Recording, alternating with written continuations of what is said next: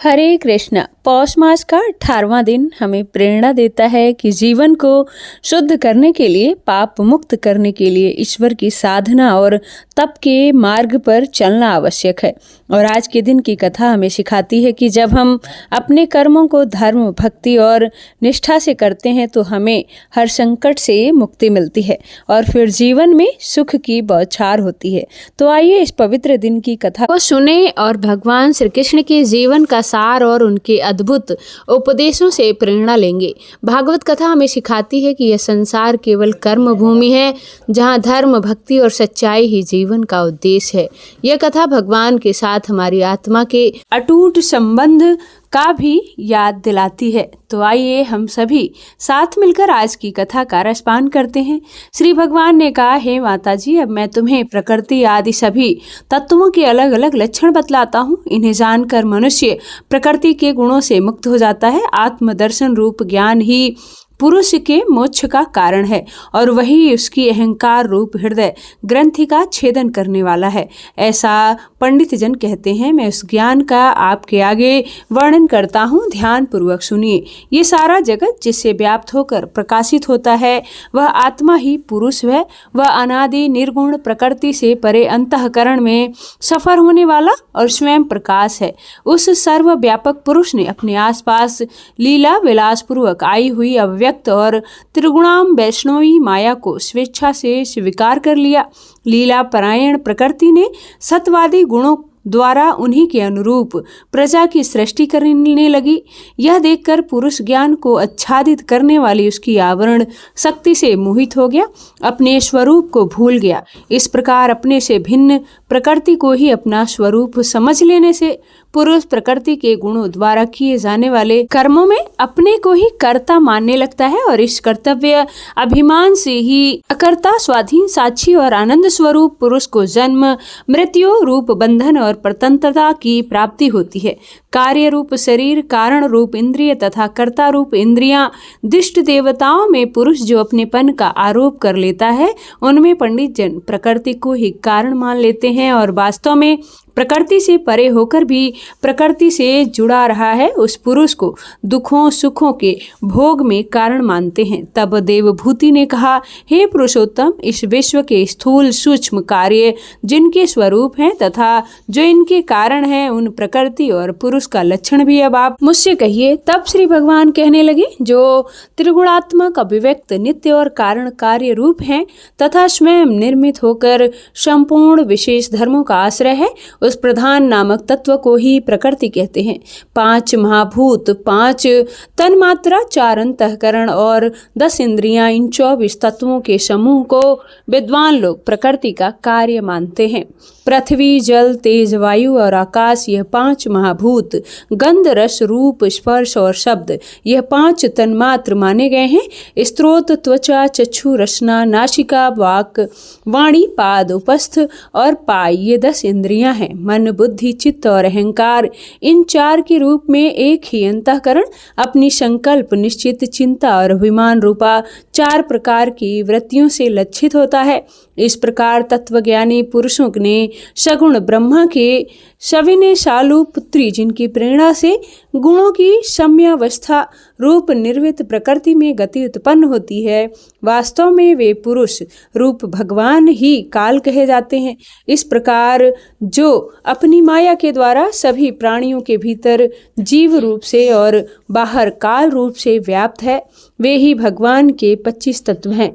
भगवान की चेतना शक्ति की प्रेरणा से तमाम अहंकार के विकृत होने पर उससे शब्द तन मात्र का प्रादुर्भाव हुआ। शब्द तन मात्र से आकाश तथा शब्द का ज्ञान करने वाले श्रोत्रा इंद्रिय उत्पन्न हुई। अर्थ का प्रकाशन होना ओट में खड़े हुए वक्ता का भी ज्ञान करा देता है और आकाश में सूक्ष्म रूप होना विद्वानों के मत में यही शब्द के लक्षण है। भूतों को अवकाश देना, सबके बाहर भीतर वर्तमान रहना तथा प्राण, इंद्रिय और मन का आश्रय होना, यह आकाश की वृत्ति अर्थात कार्य रूप लक्षण है। फिर शब्द तन मात्र के कार्य आकाश में काल गति से विकार होने पर स्पर्श तन्मात्र और उससे वायु तथा स्पर्श का ग्रहण कराने वाली त्वचा उत्पन्न हुई। कोमलता, कठोरता, शीतलता और उष्णता तथा वायु का सूक्ष्म रूप होना यह स्पर्श के लक्षण है। वृक्ष की शाखा आदि को हिलाना, तृण आदि को इकट्ठा कर देना, सर्वत्र पहुंचाना, गंध आदि युक्त द्रव्य को घृणा आदि इंद्रियों के पास तथा शब्द को स्रोत इंद्रिय के समीप ले जाना और समस्त इंद्रियों को कार्य शक्ति देना, यह वायु की वृत्तियों के लक्षण है। इसके पश्चात द्रव्य की प्रेरणा से स्पर्श तन मात्र विशिष्ट वायु के विकृत होने पर उससे रूप तन मात्र हुआ तथा उससे तेज और रूप को उपलब्ध कराने वाली नेत्र इंद्रिय का प्रादुर्भाव हुआ। हे साध्वी, वस्तु के आकार का बोध कराना, गौण होना, द्रव्य के अंग रूप से प्रतीत होना, द्रव्य का जैसा आकार और प्रकार तथा परिमाण आदि हो उसी रूप में उपलब्ध हो जाना तथा तेज का रूप भूत होना, यह सब रूप तन मात्र है। वृत्तियां अर्थात कार्य हैं। चमकना, पकाना, शीत को दूर करना, सुखाना, भूख प्यास पैदा करना और उनकी निवृत्ति के लिए भोजन और जलपान कराना, यह तेज की वृत्तियां हैं। फिर देव की प्रेरणा से रूप तन्मात्र तेज के विकृत होने पर उससे रस तन्मात्र हुआ और उससे जल तथा रस को ग्रहण करने वाली रसनेन्द्र अर्थात जीवा उत्पन्न हुई। रस अपने शुद्ध स्वरूप में एक ही है, किंतु अन्य भौतिक पदार्थों के सहयोग से वह कसैला, मीठा, तीखा, कड़वा, खट्टा और नमकीन कई प्रकार का हो जाता है। गीला करना, मिट्टी आदि को पिंडा बना देना, तृप्त करना, जीवित करना, रखना, प्यास बुझाना, पदार्थों को मृदु कर देना, ताप की निवृत्ति करना और कूप आदि में से निकाल लिए जाने पर वह बार बार पुनः प्रकट हो जाना, यह जल की वृत्तियां हैं। इसके पश्चात दैव प्रेरित रस रूप जल के विकृत हो जाने पर उससे गंध तन मात्र हुआ और उससे पृथ्वी तथा गंध को ग्रहण कराने वाली घ्राण इंद्रिय प्रकट हुई। गंध भी एक ही है, फिर भी परस्पर मिले हुए द्रव्य भागों की कम या अधिकता से वह मिश्रित गंध, दुर्गंध, सुगंध, मृदु, तीव्र और अम्ल अर्थात खट्टा आदि अनेक प्रकार का हो जाता है। प्रतिमादि रूप से ब्रह्मा की साकार भावना का आश्रय होना, जल आदि कारण तत्वों से भिन्न किसी दूसरे आश्रय की अपेक्षा किए बिना ही स्थित रहना,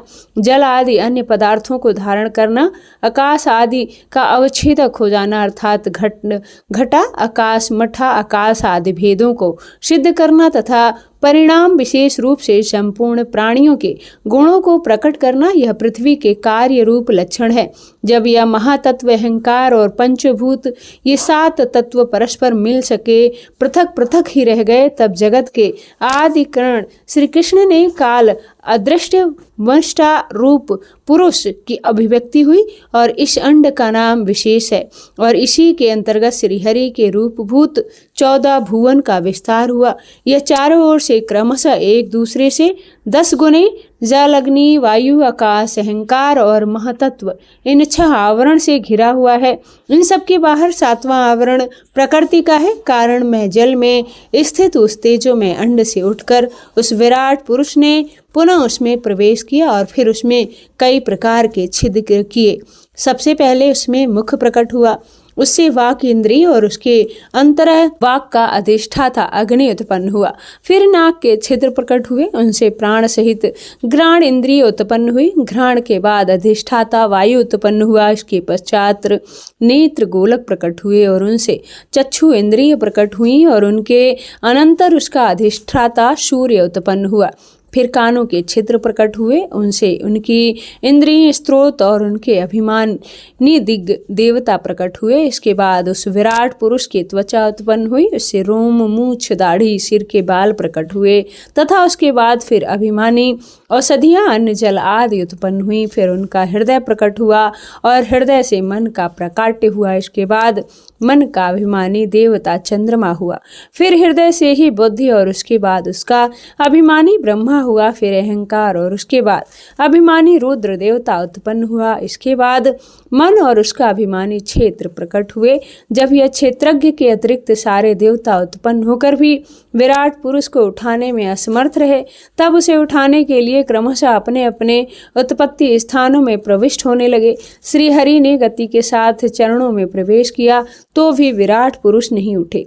नदियों के रुने रुधिर के साथ नाड़ियों में प्रवेश किया तब भी विराट पुरुष नहीं उठा। समुद्र ने क्षुधा पिपासा के साथ उदर में प्रवेश किया, फिर भी विराट पुरुष नहीं उठा। चंद्रमा ने मन के सहित हृदय में प्रवेश किया, तब भी वह विराट पुरुष नहीं उठा।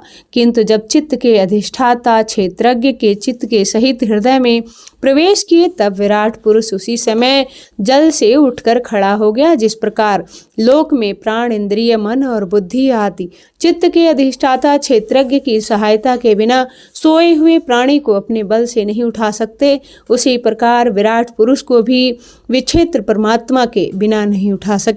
अतः भक्ति, वैराग्य और चित्त की एकाग्रता से प्रकट हुए ज्ञान के द्वारा उस आत्मा आराम स्वरूप क्षेत्र को इस शरीर में स्थित जानकर उसका चिंतन करना चाहिए। श्री कपिल भगवान अपनी माता श्री देवभूति से कह रहे हैं, हे माता, जिस तरह जल में प्रतिबिंब सूर्य के साथ जल की शीतलता, चंचलता आदि गुणों का संबंध नहीं होता, ठीक उसी प्रकार प्रकृति के कार्य शरीर में स्थित रहने पर भी आत्मा वास्तव में उस सुख दुख आदि धर्मों से लिप्त नहीं होता, क्योंकि वह स्वभाव से निर्विकार, अक्ता और निर्गुण है। किंतु जब वह प्राकृत गुणों से अपना संबंध स्थापित कर लेता है, तब अहंकार से मोहित होकर मैं करता हूँ ऐसा मानने लगता है।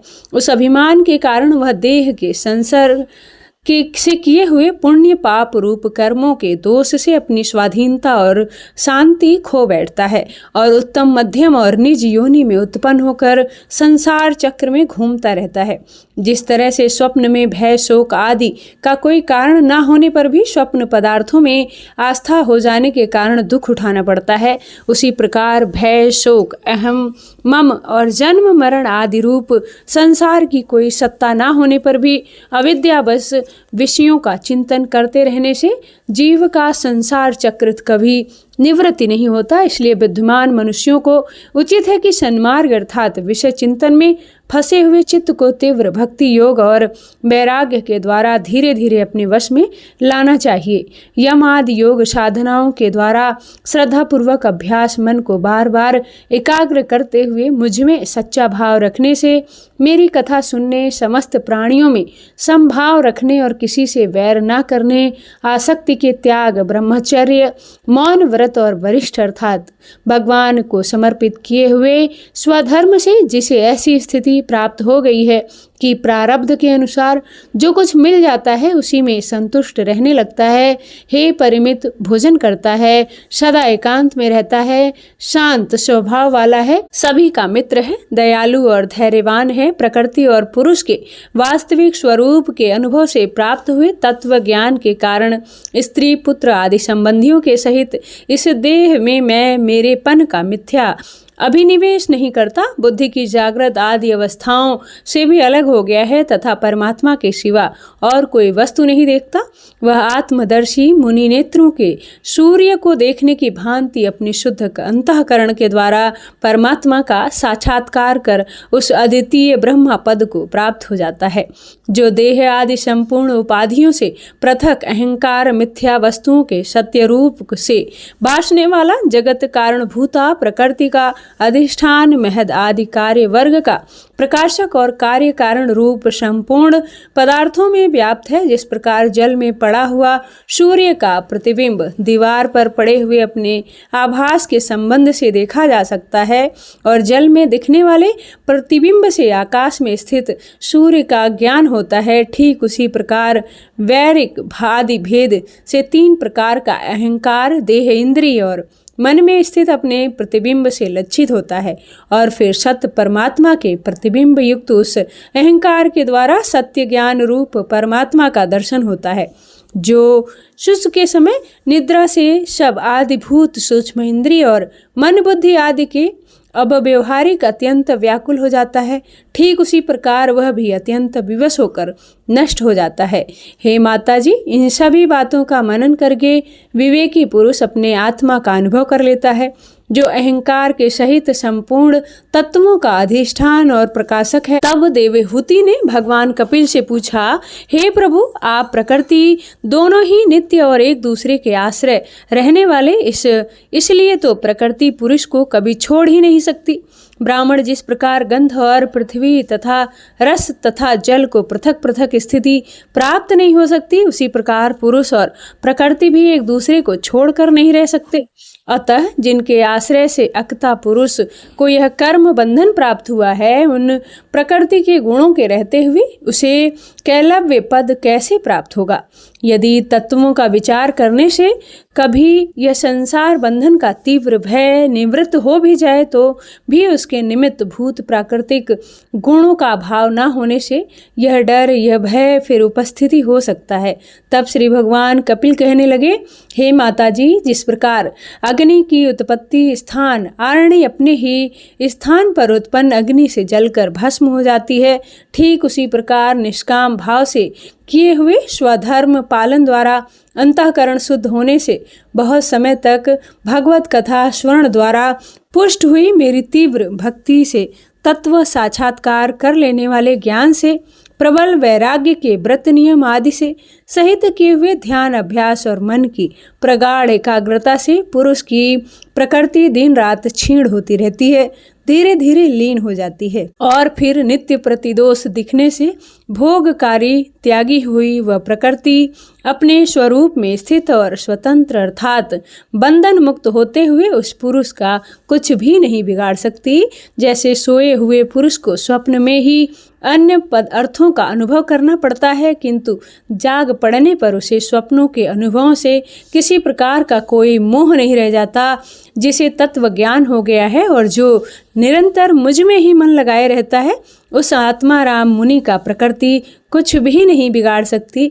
जब तक मनुष्य अनेक जन्मों में बहुत समय तक इसी प्रकार आत्मचिंतन में ही लगा रहता, तब तक उसे ब्रह्मलोक पर्यंत सभी प्रकार से भोगों से वैराग्य हो जाता है। मेरा वह धैर्यवान भक्त मेरे ही महत्व की कृपा से तत्व ज्ञान प्राप्त करके आत्मा अनुभव के द्वारा सारे संशय से मुक्त हो जाता है और फिर लिंग देह का नाश होने पर एकमात्र मेरे ही आश्रित अपने स्वरूप भूत केवल संज्ञ मंगलमय पद को सहज में ही प्राप्त कर लेता है, जहाँ पहुँचने पर योगी फिर वापस लौट कर नहीं आता।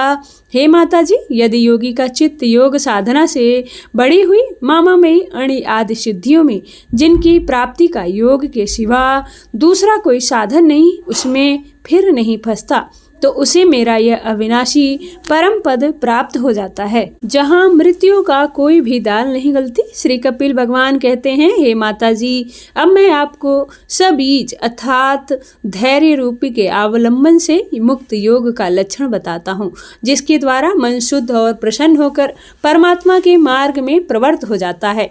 यथाशक्ति शास्त्र वित्त धर्म का पालन करना, शास्त्र विरुद्ध आचरण का परित्याग करना, प्रारब्ध के अनुसार जो कुछ मिल जाए उसी में संतुष्ट रहना, आत्मज्ञानियों के चरणों की पूजा करना, विषय वासनाओं को बढ़ाने वाले कर्मों से दूर रहना, संसार बंधन से छुड़ाने वाले धर्मों में प्रेम करना, पवित्र और परिमित भोजन करना, निरंतर एकांत और निर्भय स्थान में रहना, मन वाणी और शरीर से किसी भी जीव को न सताना, सत्य बोलना, चोरी न करना, आवश्यकता से अधिक वस्तुओं का संग्रह न करना, ब्रह्मचर्य का पालन करना, तपस्या करना, बाहर भीतर से पवित्र रहना, शास्त्रों का अध्ययन करना, भगवान की पूजा करना, वाणी पर संयम रखना, उत्तम आसनों का अभ्यास करके स्थिरता पूर्वक बैठना और धीरे धीरे प्राणायाम के द्वारा अपनी श्वास को जीतना, इंद्रियों को मन के द्वारा विषयों से हटाकर अपने हृदय में ले जाना, मूलाधार आदि किसी भी एक केंद्र में अपने मन के सहित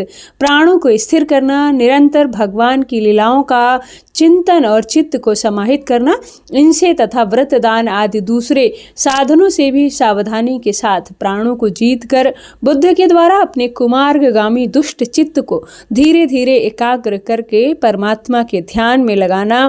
पहले आसन को जीतें, फिर प्राणायाम के अभ्यास के लिए पवित्र देश में कुछ मर्ग चर्म आदि से युक्त आसन बिछाएं, उस पर शरीर को सीधा करके स्थिर रखते हुए सुखपूर्वक बैठकर अभ्यास करें। शुरुआत में पूर्वक कुंभक और रेचक क्रम से अथवा इसके विपरीत रेचक कुंभक और पूरक करके प्राण के मार्ग को शोधन करें, जिससे कि मन स्थिर और निश्चल हो जाए। जिस प्रकार वायु और अग्नि से तपाया हुआ सोना अपनी अशुद्धि का त्याग कर देता है, ठीक उसी प्रकार से योगी प्राण वायु को जीत लेता है उसका मन बहुत शीघ्र शुद्ध हो जाता है। इसलिए योगी को उचित है कि प्राणायाम से वात पित्त जनित दोषों को, धारण से पापों को, प्रतिहार से विषयों को, संबंध को और ध्यान से भगवत विमुख करने वाले राग देश आदि दुर्गुणों को दूर करें। जब योग का अभ्यास करते करते मन निर्मल और एकाग्र हो जाए तब नासिका के अग्रभाग में दृष्टि जमा कर इस प्रकार भगवान की मूर्ति का ध्यान करें। भगवान का कमल मुख आनंद से प्रफुल्लित है, नेत्र कमल कोश के समान नत्र, नारे और नील कमल दल के समान श्याम, हाथों में शंख चक्र और गदा धारण किए हुए, कमल की केसर के समान पीला रेशमी वस्त्र लहरा रहा है, वक्ष स्थल में श्री वत्स चिन्ह और गले में कौस्तुभ मणि झिलमिला रही है। वनमाला चरणों तक लटकी हुई है जिसके चारों ओर भोरे सुगंध से मतवाले होकर मधुर गुंजारी भुज बंद और नुपुर आदि आभूषण विराजमान होकर कमर में करधनी की लड़ियां उनकी शोभा बढ़ा रही हैं। भक्तों का हृदय कमल ही उनके आसन है और उनका दर्शनी श्याम सुंदर स्वरूप अंततः श्याम और शांत और मन नयनों को आनंदित करने वाला है। उनकी अति सुंदर किशोर अवस्था है, वे भक्तों पर कृपा करने के लिए आतुर हो रहे हैं। बड़ी मनोहारी झांकी है, भगवान सदा संपूर्ण लोकों से वंदित हैं, उनका पवित्र यश परम कीर्तनीय है और वे राजा बलि आदि परम यशस्वी को भी यश को बढ़ाने वाले हैं। इस प्रकार श्री नारायण देव का संपूर्ण अंगों से सहित उनका तब तक ध्यान करें जब तक कि चित्त वहां से हटे नहीं।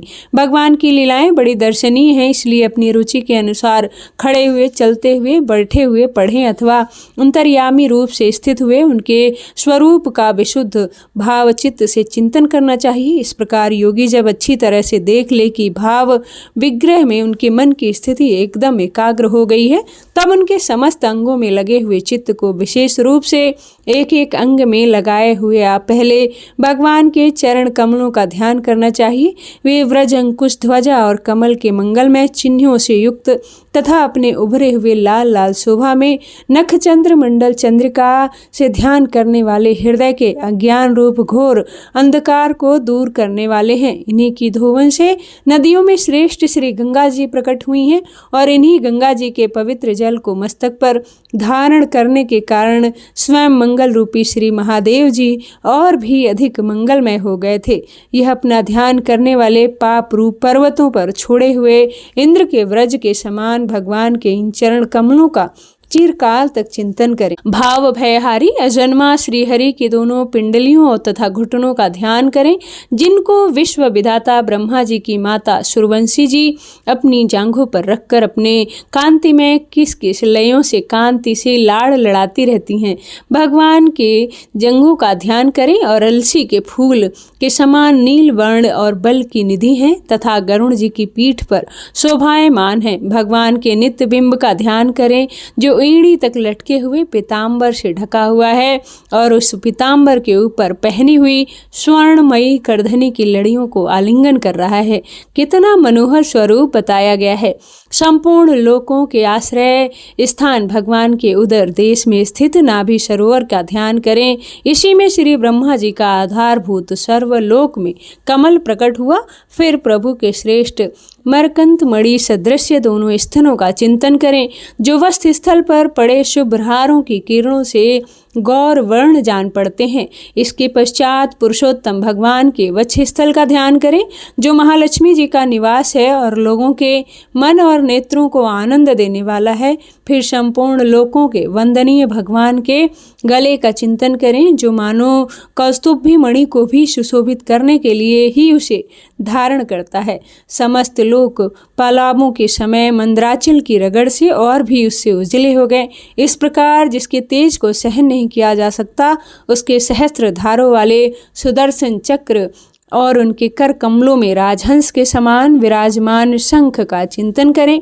फिर विपक्षी वीरों के रुधिर से सनी हुई प्रभु की प्यारी कमोद की गधा का भोर के शब्द से गुंजायमान वनमाला और उनके कंठ में सुशोभित संपूर्ण जीवों के निर्मूल तत्व कौस्तुभ मणि का ध्यान करें। भक्तों की कृपा करने के लिए ही यहाँ साकार रूप धारण करने वाले श्री हरि के मुख कमल का ध्यान करें जो सुगर नासिका से सुशोभित है और झिलमिलाते हुए ममक कुंडल के हिलने से अतिशय प्रकाशमान स्वच्छ कपोल के कारण बड़ा ही मनोहर जान पड़ता है। काली काली घुंघराले अलकवाक भ्रू लताओं से सुशोभित भगवान के ऐसे मुखारबंद की मन में धारणा करके आलस्य रहित होकर उसी का ध्यान करें। हृदय गुहा में चिरकाल तक भक्ति भाव से भगवान के नेत्रों का चिंतन का ध्यान करना चाहिए, जो कृपा और प्रेम से भरी मुस्कान के क्षण क्षण अधिकाधिक बढ़ती जाती है, विपुल प्रसाद की वर्षा करती रहती है और भक्त जनों के अत्यंत घोर तीनों ताप शांत करने के लिए ही प्रकट हुई है। श्री हरि का हास्य प्राणित जनों के लिए तीव्र से तीव्र शोक के अश्रु सागर को सुखा देता है और अत्यंत उदार है। मुनियों के हित के लिए, कामदेव को मोहित करने के लिए ही अपनी माया से श्रीहरि ने अपने भूमंडल को बनाया है। उनका ध्यान करना चाहिए। अत्यंत प्रेमाद भाव से अपने हृदय में विराजमान श्रीहरि के खिलखिलाकर हंसने का ध्यान करें, जो वस्तुतः ध्यान करने ही योग्य है और जिसमें ऊपर तथा नीचे के दोनों होठ की अत्यंत अरुण कांति के कारण उनके कुंदकली के समान शुभ्र छोटे छोटे दांतों पर लालिमाशी प्रतीत होने लगती है। इस प्रकार ध्यान में तन्मय होकर उनके सिवा किसी अन्य पदार्थ को देखने की बिल्कुल भी इच्छा ना करें। इस प्रकार ध्यान से ही अभ्यास से ही साधक का श्रीहरि में प्रेम हो जाता है, उसका हृदय भक्ति से द्रवित हो जाता है, शरीर में आनंद का तिरेक के कारण रोमांच होने लगता है, उत्कंठा जनित प्रेमाश्रय को नहलाने लगता है। फिर मछली पकड़ने के कांटे के समान श्रीहरि को अपनी ओर आकर्षित करने के साधन रूप अपने मन को भी धीरे धीरे बाकी सभी वस्तुओं से हटा लेता है। जैसे तेल आदि के चुक जाने पर दीपशिखा अपने कारण रूप तेजस तत्व में लीन हो जाता है, ठीक ही वैसे आश्रय विषय और राग से रहित होकर मन शांत और ब्रह्मा का हो जाता है। इस अवस्था के प्राप्त होने पर जीव गुण रूप का देह आरायण से आदि विभाग से रहित एक अखंड परमात्मा को ही सर्वत्र अनुरक्त देखता है। योगाभ्यास से प्राप्त हुई मन की सविद्या रहित लय रूपी निवृत्ति से अपनी सुख दुख रहित ब्रह्मा रूप महिमा में स्थित होकर परमात्मा तत्व का साक्षात्कार कर लेने पर वह योगी सुख दुख के भोग तत्व को पहले अज्ञानवश अपने मन स्वरूप में देखता है, अब उसे अविद्याकृत अहंकार में ही देखने लगता है। जिस प्रकार मदिरा के मद में मतवाले पुरुष को अपनी कमर पर लपेटे हुए वस्त्र के रहने या ना रहने का भी शुद्धि नहीं रहती, उसी प्रकार चर्मावस्था को प्राप्त हुए शुद्ध पुरुष को अपनी देह के उठने बैठने और दैववश कहीं भी जाने या लौटने के विषय में भी कुछ ध्यान नहीं रहता, क्योंकि वह तो अपने में परमानंदमय स्वरूप में ही स्थित है। उसका शरीर तो पूर्व जन्म के संस्कारों के अधीन है, इसलिए जब तक उसका प्रारब्ध शेष है तब तक वह इंद्रियों के सहित जीवित रहता है। किंतु जिसे समाधि पर्याप्त योग की स्थिति प्राप्त हो गई है, जिसने परमात्मा तत्व को भली भांति जान लिया है, वह सिद्ध पुरुष पुत्र कलदत्त के सहित इस शरीर को स्वप्न में भी प्रतीत होने वाले समान फिर स्वीकार नहीं करता। उसमें अंतः ममता बिल्कुल नहीं रहती। जिस प्रकार अत्यंत स्नेह के कारण पुत्र और धन आदि में भी साधारण जीवों की आत्मा बुद्धि रहती है, किंतु थोड़ा सा विचार करने से ही उनसे स्पष्ट अलग दिखाई देते हैं, उसी प्रकार जिन्हें अपना ये आत्मे में मान बैठा हुआ उन देह आदि से भी उस साक्षी पुरुष में पृथक है ही। जिस प्रकार जलती हुई लकड़ी के चिंगारे से स्वयं ही अग्नि प्रकट हुई, धुएं अग्नि रूप मानी जाने वाली उस जलती हुई लकड़ी से भी अग्नि वास्तव में पृथक हुई है, उसी प्रकार भूत इंद्रिय और अंतःकरण से साक्षी आत्मा अलग होता है और जीव कहलाने वाले उस आत्मा से भी वह ब्रह्मा भिन्न है और प्रकृति से उसके संचालक पुरुषोत्तम भिन्न है। इसलिए भगवान का भक्त जीव के स्वरूप को छिपा देने वाली कार्यकारिणी रूप से परिणाम को प्राप्त हुई भगवान की इस अचिंत शक्ति मता को ही जीत कर अपने वास्तविक स्वरूप ब्रह्मा रूप में स्थित हो जाता है। हरे कृष्णा। आज के अध्याय में बस इतना ही। इसके आगे का वृतांत आप सभी अगले अध्याय में जरूर सुनिए। धन्यवाद।